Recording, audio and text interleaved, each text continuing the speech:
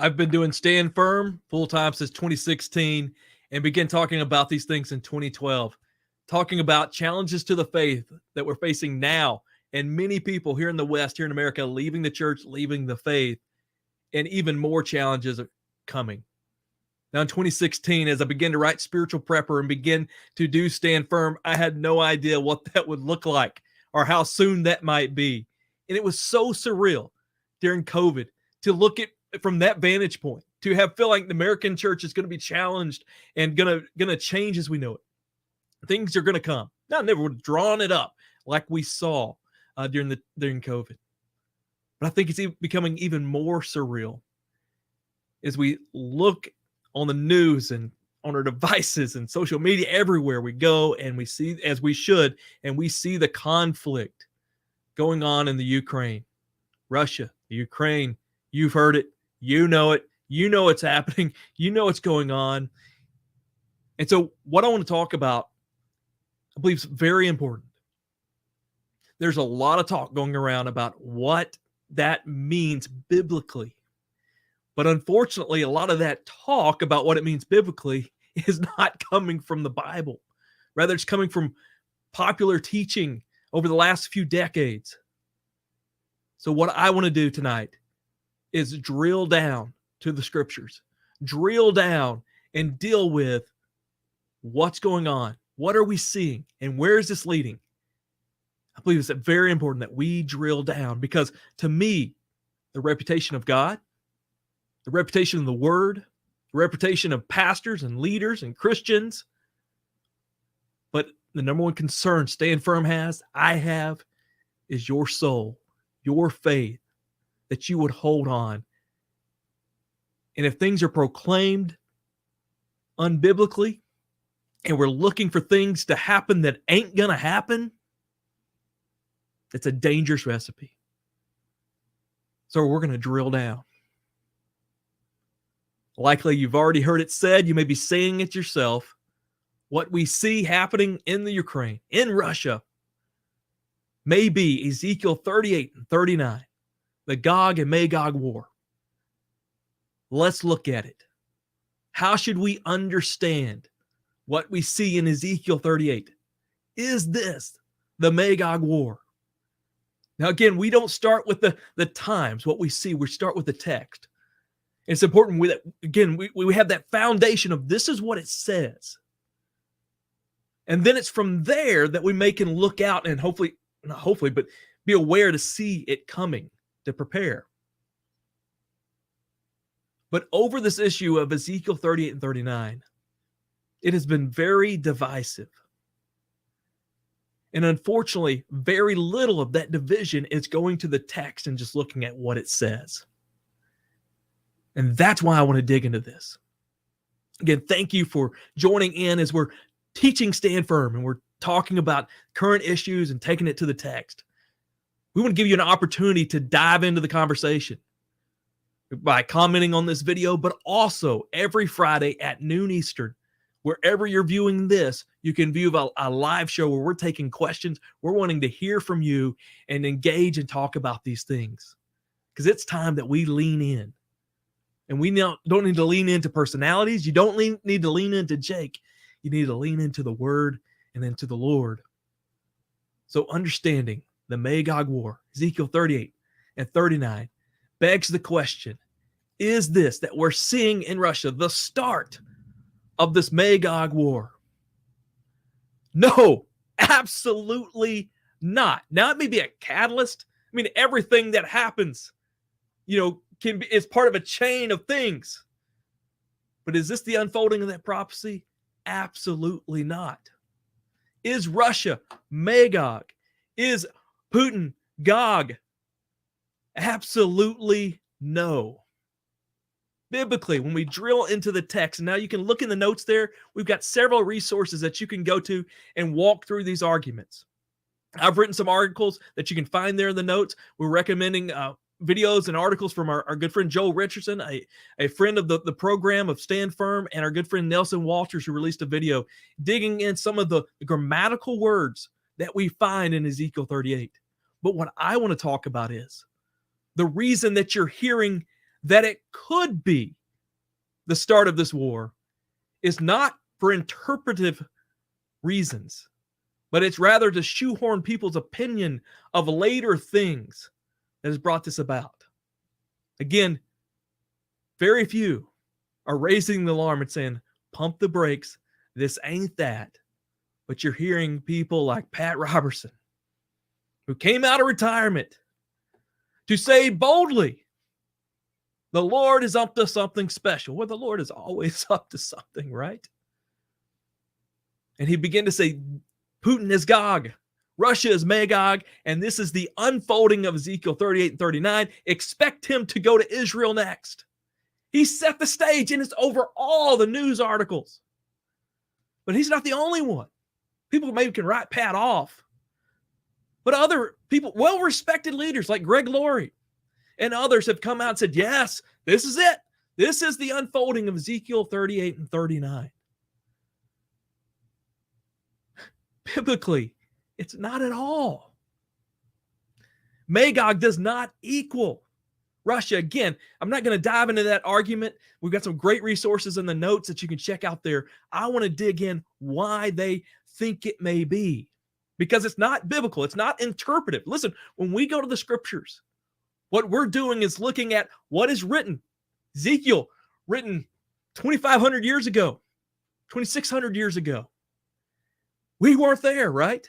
So we have to go to the time of Ezekiel, understand what he's saying in that time. Yes, God projects it to, and God, the masterful author that the Lord is, it stands through the ages. But we have to understand how Ezekiel meant it historically and then grammatically in the text, and then we bridge it to the rest of the world. But we don't just take Ezekiel 38 and 39 on its own.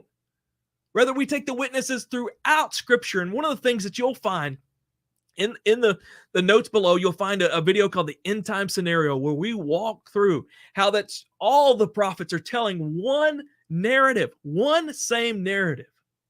So it's not interpretive. You know, I like to use these big theological words. Rather, it's shoehorning. The view that Russia is Magog, that this is the unfolding of Gog and Magog, is shoehorning someone's view that they have made up before they go to the text, shoehorning it in to make it fit. What do I mean? What do I mean by that? Well, I have a hard time not diving into and saying, okay, grammatically, this is why Ezekiel can't be Magog and God and Putin be Gog. It's clear grammatically. Again, check those notes out. I wanted to jump to the reasons that it's being shoehorned and not going to the text and treating the text as we would any other text. But I want to read part of this prophecy. The prophecy spans 2 chapters. I want to read just a few verses, the first 9. Ezekiel 38, the word of the Lord came to me. This is Ezekiel. Son of man, set your face to Gog, this person, in the land of Magog, the chief prince of Meshech and Tubal. Prophesies against him and say, this is what the sovereign Lord says, I am against you, O Gog, chief prince of Meshech and Tubal. I will turn you around, put hooks in your jaw, and bring out your whole army, your horses, your horsemen, fully armed, and a great horde with large and small shields, all of them brandishing the small shields and brandishing their swords. Persia, Cush, Put will be with them, all with shields and helmets. Also Gomer with all of its troops, Beth Togmar from the far north with all of its troops, and the many nations with you. Get ready, be prepared, you and all the hordes gathered around you and about you. Take command of them. After many days you will be called to arms. In future years you will invade a land that is recovered from war, whose people were gathered from many nations to the mountains of Israel, which had been long desolate. They had been brought out of the nations, and now all of them live in safety.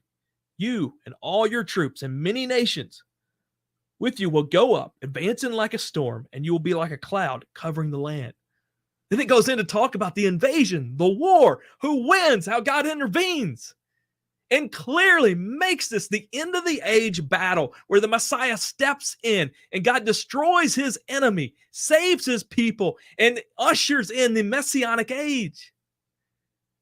Listen, to be correct with the text, I believe we should assume Every end time battle is what we would call Armageddon from the New Testament, but is this ultimate final showdown before the end of the age and at the return of Christ, unless the text says otherwise. But regardless, the words are here. We don't just get to do what we want with the text. So what does it lay out?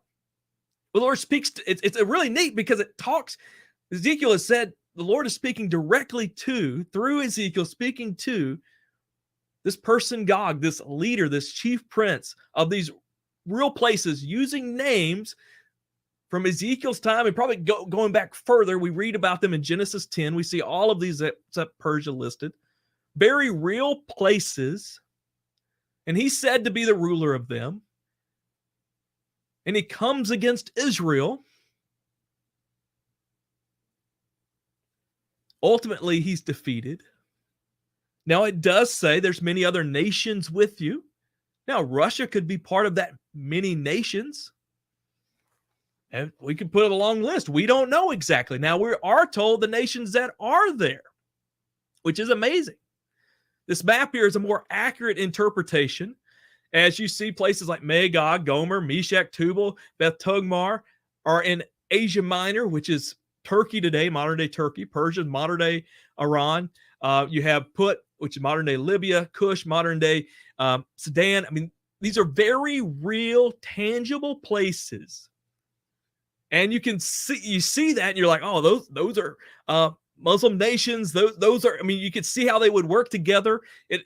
Again, we're not diving into that. I want to talk about why this Russia view, because it's not in the text. It's shoehorned. It's forced in the text.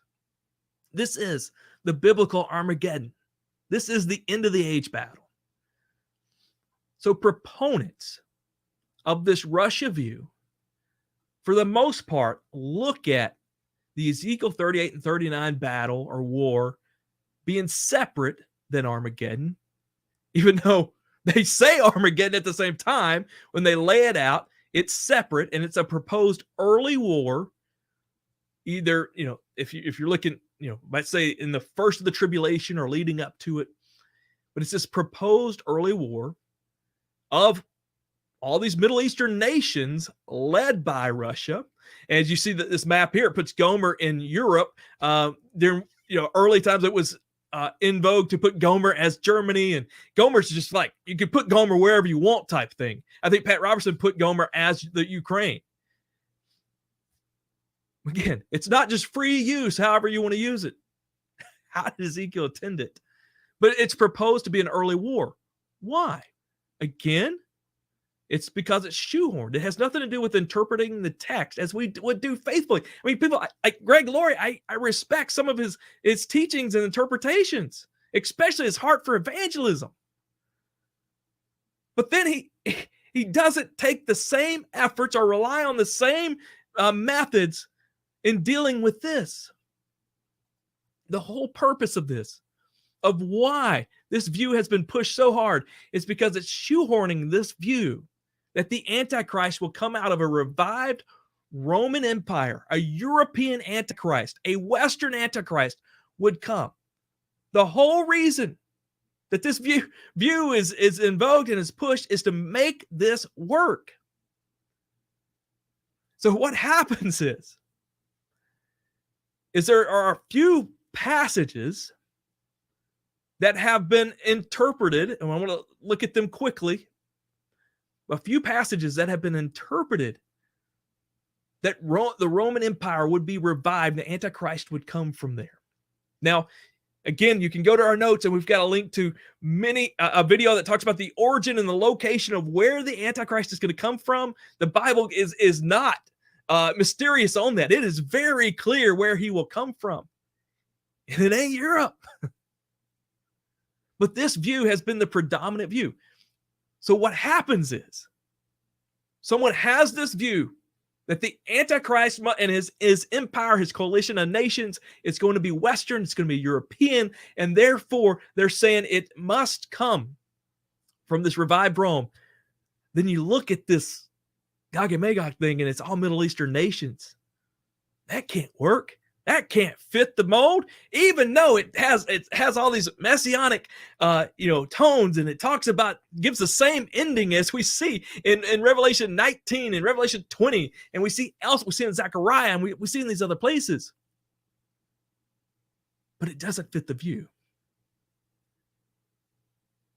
So as you hear it being pronounced that Russia's Magog, Putin's Gog, this is the start of this thing. Just know it's not coming from a scholarly, and scholarly is not the right word. It just means like faithfully dealing with the scriptures. But the whole view has come about so that Roman view could be kept continually, not taken away. That it could be accepted. So you can see this, right? You have that somebody's made up their mind, and then they come to Ezekiel like, Middle Eastern nations. Well, this must happen beforehand. You can't just do that with the text. But I want to show just how little information there is of this revived Roman view. Again, go to the notes. We've got a video called the nearly precise location of the Antichrist that you can check out, where we walk through passage after passage of where Scripture says it'll come from. This Roman view, which I accepted, I held. 2014. I'm teaching and leading a lay seminary, and I'm teaching Old Testament survey. I'm walking to class to teach Daniel 2 and the statue in Daniel 2, which is amazing. Daniel's given this vision of these succession of empires that would happen. And he's told, and so the head represents one, the chest and arms another, the thigh and legs another, and the legs another, then the feet are a revival of that fourth one. And he's told in the book of Daniel, the first one's the Babylonian Empire, the next are the Medes and Persians, the next is the Grecian Empire. He's not told what the legs are. And that's not just Daniel 2. We see this again in Daniel 7 and Daniel 8 with that vision as well. And so the most predominant view has been that those legs of iron represent the Roman Empire. Two legs, like Roman Empire was split, yet the focus is only on the European side, the Western side, when the other one outlasted 1,000 years. And then the feet represent a revival of that. Now, it's definitely true. The feet represent a revival of whatever the legs are. So for that Roman view, it goes back to the statue and this assumption that the legs are Rome. You're Western Rome, not even looking at the Byzantine side, the Eastern side. That's where it comes from. There's no interpretive connection to Rome in the book of Daniel. That's just been assumed. For the most part, it's like, well, these were major empires. Let's throw Rome in there. I mean, basically, is where that's happened. So I'm walking to class, ready to teach this. And it hits me right before I get there. What about the Eastern side? And man, I was just thrown for a loop, and I'm in there. I'm like, why? Throughout Bible college, seminary, all the books I read does it talk about a revived European Roman, Antichrist. Yet they still talk about being two legs and two sides and never talk about the Eastern side. What in the world? And as it would be, class ends at like 9:30 or 10. I get a call. Someone goes to the emergency room in my church. I go to see them. I'm there late. I'm driving back. I'm listening to the radio, and there's someone on there walking through Revelation 17. Revelation 17 is in many ways semi-parallel or a lot like Daniel 2.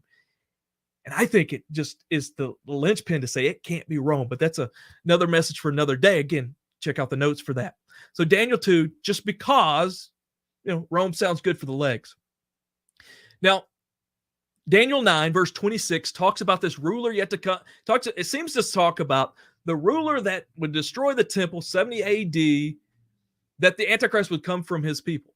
And I will say, a straightforward reading, and like I said, I want to be honest with the text. Daniel 9:26, and this is to me why I held on to that Roman view for so long, is because it seems to say the Antichrist would come from the people who destroyed it the first time. I'll say it seems to say that. But then you've got this one verse, and you've got volumes to say he's going to come from somewhere else. And there's an interpretive rule. If there's not clarity or something seems off in one place, but you've got this other volume of truth, assume you probably have this wrong. And I will say Daniel 9, especially that part, is tricky. As you try to dive into the pronouns, it talks about the Messiah, it talks about the Antichrist, and it bounces back and forth, and it is confusing. And there's some other factors there. If you took Daniel 9 to the side and said, okay, there's all this vast stuff, maybe I've got this wrong. That's, to me, the only bit of piece that could point to Rome, and it's not clear at all. The other one used is Revelation 17, talks about the 7 hills. Now, Revelation 17, to me, is the passage that says it can't be Rome, because it's told to John, the empire you're in, the one ruling over Jerusalem now, ain't the one. One's coming after it. I mean, it's clear. But right before that, it talks about these 7 heads of this beast. And it talks about 7 mountains or 7 hills. And it goes on. It says within there that the 7 hills, the 7 mountains are 7 kingdoms. I mean, it says it there. But yet it's been used to say, well, Rome's called the city on the 7 hills, so that must be it. Man, I probably got 7 hills in my small town that I live in. But it clearly says it's not. So all this Magog and Gog stuff, if you go to the text, it's interpretively not there.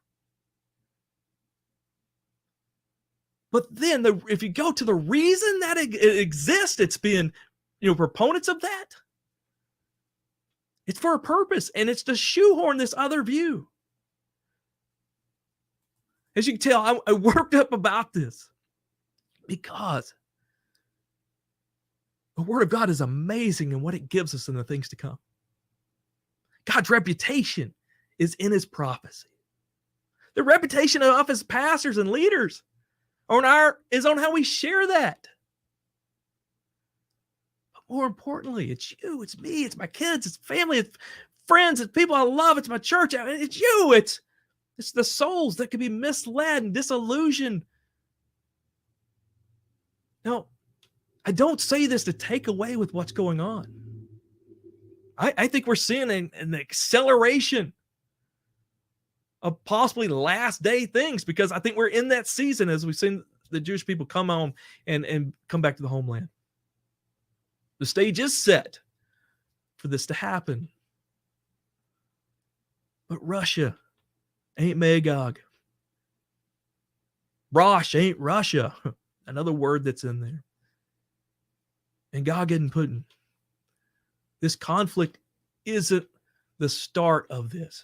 Now, it could fall and lead into this. Everything that pretty much happens geopolitically today, you can trace roots back to World War II, World War I. Nothing's in isolation, basically. But it's so important that we go to the text. But I've not heard people talking about this enough. Yes, to me, you go to the text and it's a dead ringer that it ain't Russia. This ain't it. But we need to know the reason behind the pushing of that view. Shows how important it is to be in the text. One day there will be that Gog and Magog war. But understanding Ezekiel 38, 39 biblically,